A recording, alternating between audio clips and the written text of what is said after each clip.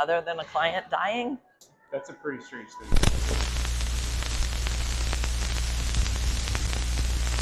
Hard, rough. Yeah. Yeah.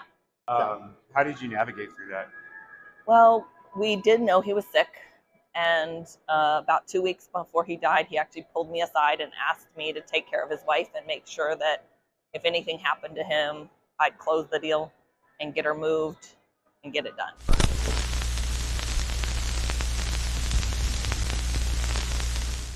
Oh, the wildest thing, I actually had a client die, and then his kid, who was supposed to get the transaction done, we had to track him down.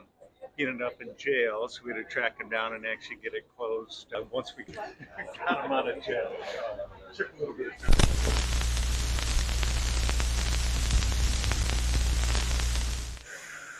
So there's this rule in Texas where if you refer to someone as your husband or wife, they are considered common law married.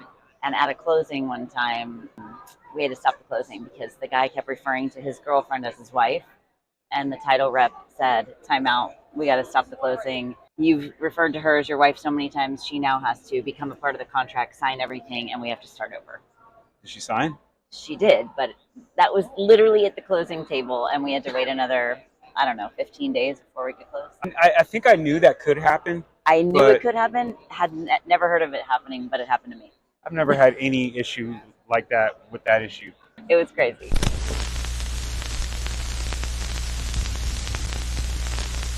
The weirdest thing that happened while I was on the contract. I'm lucky because I've had a lot of smooth sailings for my contracts, to be honest. Oh, everything's just smooth and easy in the world, not in the always world of smooth and KJ easy. Real Estate. I would say I was doing some type of lease deal and they pulled out at the very last minute, but it was my client, so they went a different direction.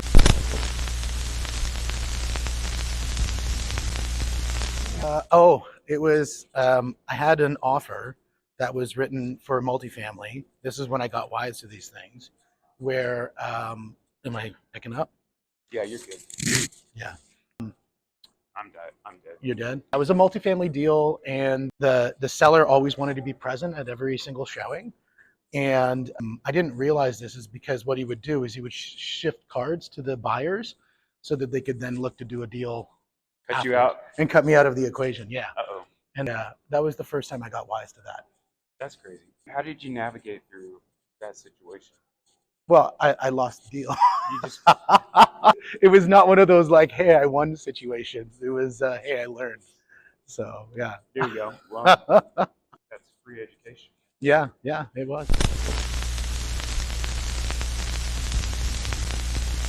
So this year actually had the craziest thing happen. My buyer, this is a commercial deal, she was using her grandfather as an investor. 2 weeks into the contract, he passed away. They wound up finding another person to help them get the business off the ground, and then a week later the seller died. And so the seller had to go through probate and estate. Up until then, have never had a person pass away during a transaction, and on this one, had 2 people. It was absolutely crazy. That is pretty crazy.